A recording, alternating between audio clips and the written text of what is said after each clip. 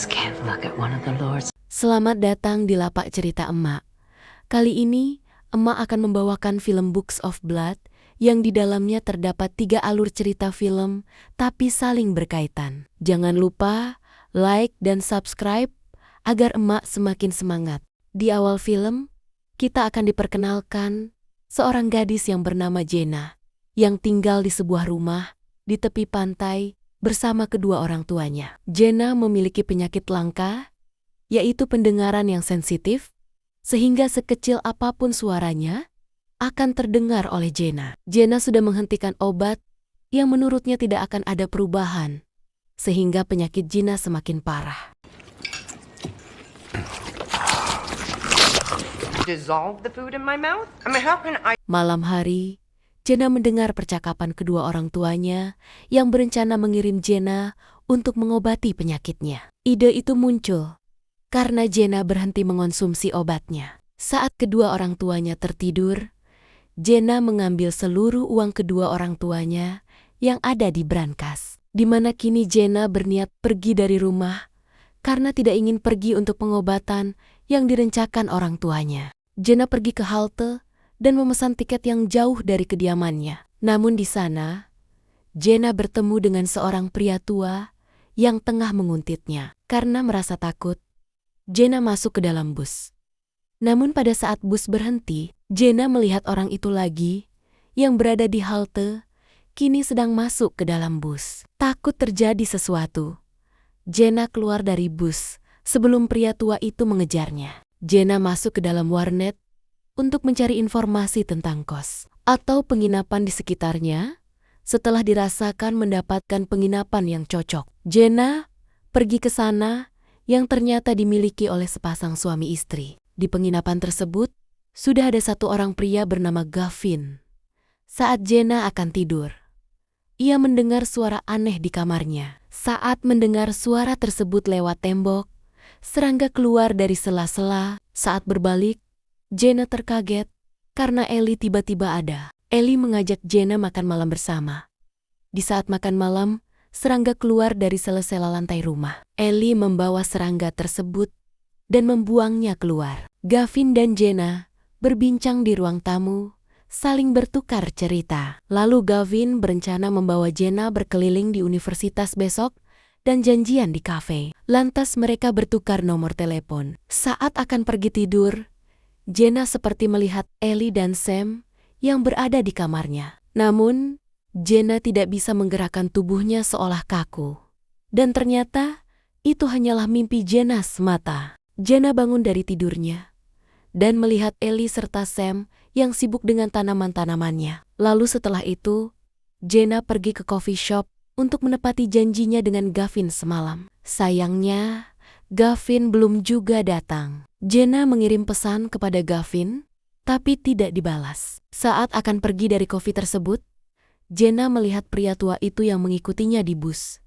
Seketika, Jenna pergi lewat pintu belakang agar tidak ketahuan. Sesampainya di rumah, Ellie secara tidak sengaja melihat Jenna yang terlihat ketakutan. Ellie menghampiri Jenna dan menanyakan apa yang terjadi. Jenna mengatakan dirinya selalu diikuti seorang pria. Ellie mengajak Jenna untuk membantunya merawat tanaman agar Jenna tidak terus kepikiran orang itu. Dan Ellie juga menceritakan kisah hidupnya yang merupakan seorang perawat dan mempunyai anak serta 2 cucu. Terus Jenna yang merasa sudah tidak nyaman berada di sini. Ia berencana akan keluar dari sini hari ini juga. Tiba-tiba saja, Gavin mengirim chat pada Jenna, meminta Jenna untuk menatap beberapa hari lagi. Akhirnya, Jenna setuju dan memberitahu Ellie. Di malam harinya, Jenna lagi-lagi mendengar suara dari balik dinding kamarnya. Dan saat memeriksanya, di sana ada seorang wanita hidup di balik dinding kamarnya.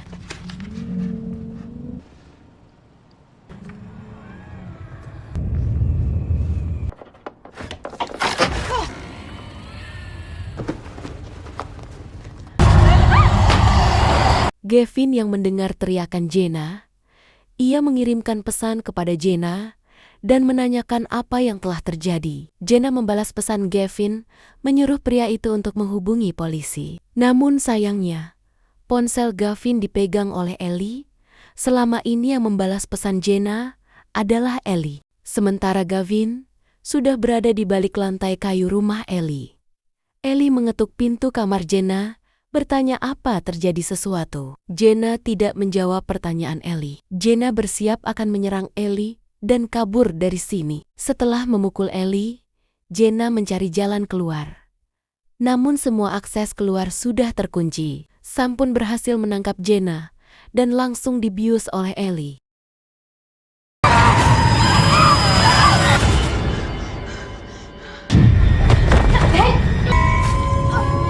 Jenna terbangun dan merasa tubuhnya sudah tidak bisa digerakkan lagi. Ellie berkata kepada Jenna, kalau ia telah mengetahui masalah Jenna, maka dari itu Ellie akan memotong lidah, menjahit mata, dan menjahit telinga. Maka Jenna tidak akan merasa cemas dan terganggu dengan telinganya yang sensitif.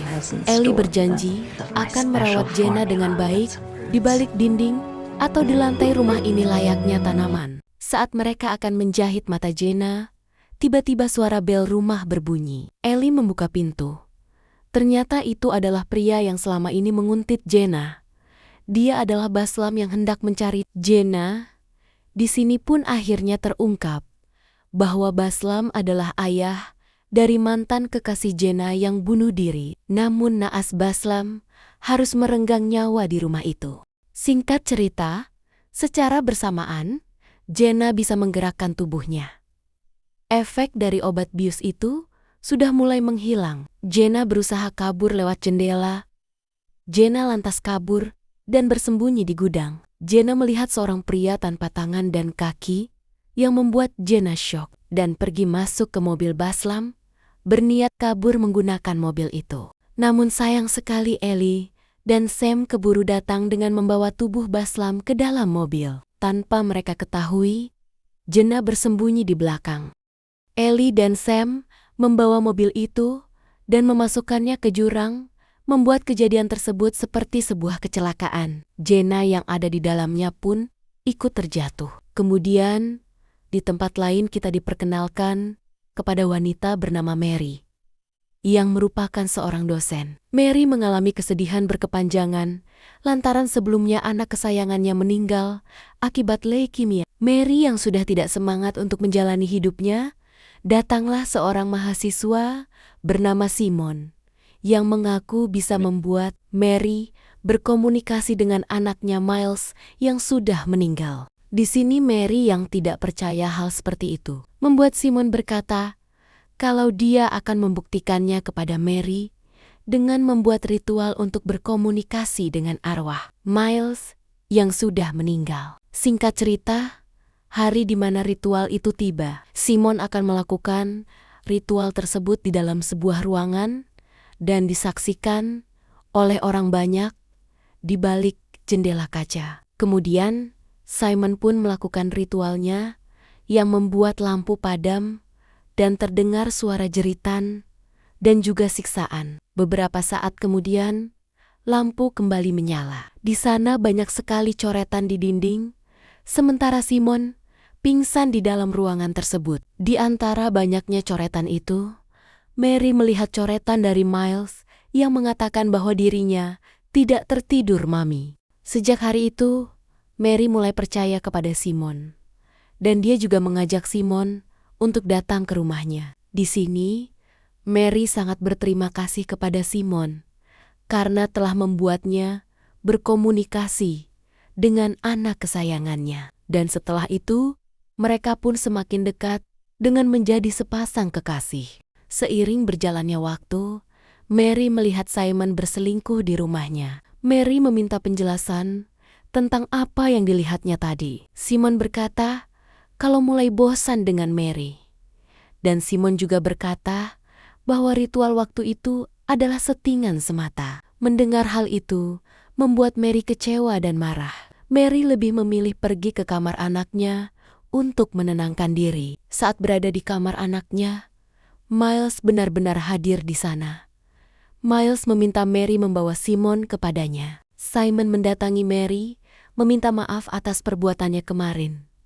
Di sini juga Simon berpamitan akan keluar dari rumah Mary, namun Mary melarangnya. Ia ingin Simon masih tetap tinggal dan tidak mempermasalahkan perbuatan Simon semalam. Tanpa diduga, di sini Mary menjebak Simon dengan mengundang wartawan serta jurnalis. Di sini Mary mengatakan bahwa Simon bisa berkomunikasi dengan orang yang sudah meninggal, dan Mary ingin Simon menunjukkan ritual itu kepada mereka. Simon berusaha tetap tenang, padahal dirinya sangatlah panik. Simon melakukannya tanpa settingan apapun. Tanpa diduga, Miles pun hadir dengan roh lainnya. Mereka siap menuliskan coretan. Coretan itu tidak ditulis di dinding, melainkan di seluruh tubuh Simon.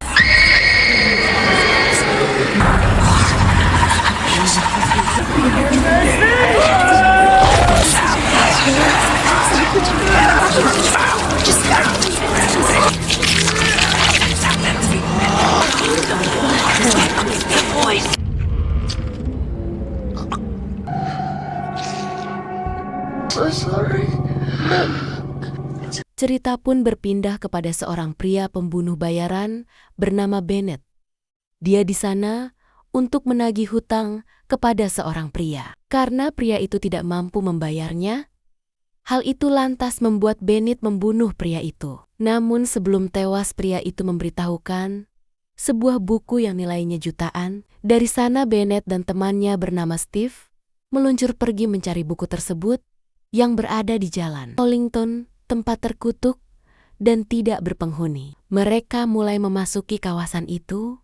Mobil tiba-tiba saja mogok. Bennett pun turun untuk mengecek mobilnya, sementara Steve mulai mendapatkan gangguan-gangguan goib di sekitar mereka. Di sini Steve mendengar suara ibunya yang sudah meninggal. Lantas Steve mulai mencari dan mengikuti sumber suara tersebut berada. Bennett yang mengikuti Steve terkejut karena melihat Steve yang tiba-tiba saja menembak kepalanya sendiri. What are you doing, Steve?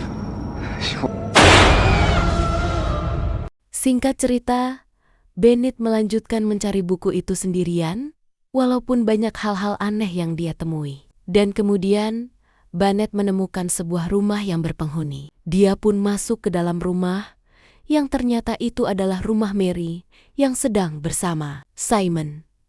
Di mana buku yang dicari oleh Bennett ternyata adalah Simon yang penuh dengan coretan-coretan dan nama Bennett tertulis pada tubuh Simon.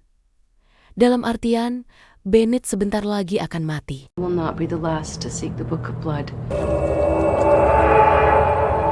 Namun tiba-tiba, segerombolan tikus mengejar Bennett yang membuat dirinya kabur dari rumah tersebut. Bennett menusuk tubuhnya sendiri karena tikus mulai mengerubungi tubuhnya, yang ternyata tikus itu hanyalah halusinasinya semata. Kemudian Bennett yang masih bisa berjalan, dia menuju ke sebuah rumah yang tak lain adalah rumah Ellie dan juga Sam. Di sana, Bennett secara tidak sengaja melihat dan yang sedang mengeksekusi Gavin. Dan fakta lain, ternyata yang dilihat oleh Jenna di dalam gudang sebelumnya adalah tubuh mayat Bennett. Cerita kemudian kembali ke Jenna yang berhasil selamat dari kecelakaan dan kini berada di rumah sakit. Jenna melihat kedua orang tuanya berada di sana mengobrol dengan seorang polisi, yang mana mereka berbicara tentang mantan Jenna yang melakukan bunuh diri, di mana pada waktu kejadian, orang terkahir yang berkomunikasi dengannya adalah Jenna. Dan hal itulah yang membuat Baslam sengaja mengikuti Jenna untuk meminta penjelasan darinya. Mendengar hal itu, membuat Jenna merasa bersalah, karena mempengaruhi mantan pacarnya untuk melompat dari atas gedung. Kini Jenna malah memutuskan untuk kembali ke rumah Ellie dan juga Sam. Di sini Jenna berkata kalau dirinya merelakan tubuhnya untuk dirawat oleh Ellie dan Sam dengan cara mereka, agar Jenna tidak lagi merasa bersalah dan terganggu oleh masalah-masalah di hidupnya.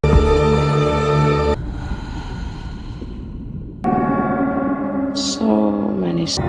Who will be next?